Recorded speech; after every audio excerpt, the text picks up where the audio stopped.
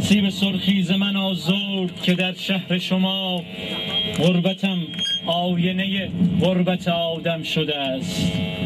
راه حلی ز نگاهش که به دستم نرسید، مثل فردای خودم مسئله مبهم شده است. بهترین است که بی پرده بگویم مردم، لطف چشمان یعقوب در حق من کم شده است. خبر دروغ نبود، یعقوب رفتنی نیست. مرا باد آفرید تو را باران، تو را باد برد مرا باران. مسافر بزرگم، هم کلاسیم، انفجار خنده هایت دلم را می لرزاند، حالا دل زمین می لرزد. اینک مرگ ایستاده برایت با داسی خونین، لبخند سهمناک خود را بر قهقه‌های یعقوب عزیزمان می خراشاند.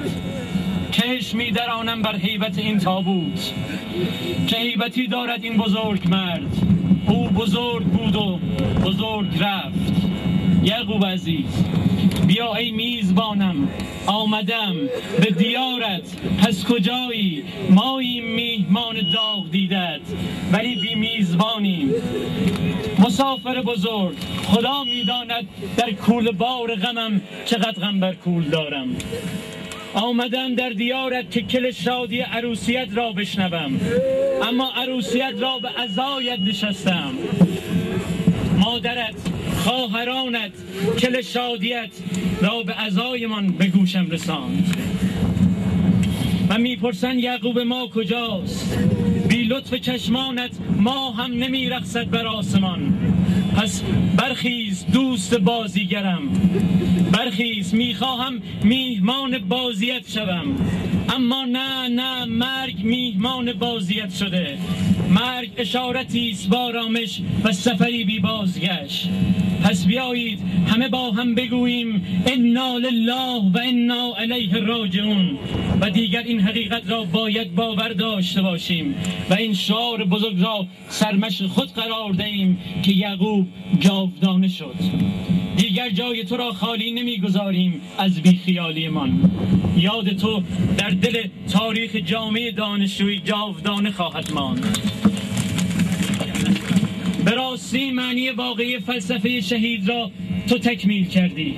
تو بزرگ مردی کوچک از دیار دانش هنر بودی و باقی خواهی ماند، اما سرانجام به خاک باید رفت. خوشا آنکه پاک آمد و پاک رفت. اما در آخر از معلمان خود اجازه می‌خواهم که دیگر مشق آخرمان را خط نزنند. مشق آخر: یعقوب در باران آمد، یعقوب با باد رفت، مادر یعقوب ندارد، پدر بی یعقوب آمد، ما دیگر یعقوب نداریم. ما دانشجویان دانشکده هنر و معماری تهران مرکز، دانشگاه آزاد عراق، این فقدان بزرگ را به جامعه دانشجویی کشور و خانواده محترم ایشان تسلیت عرض کرده و از خداوند منان طلب مغفرت الهی برای این هنرمند فقید سعید و صبر شکیبایی برای بازماندگان مسئلت داریم. روح شاد و یادش گرامی باد. فاتحه الصلوات.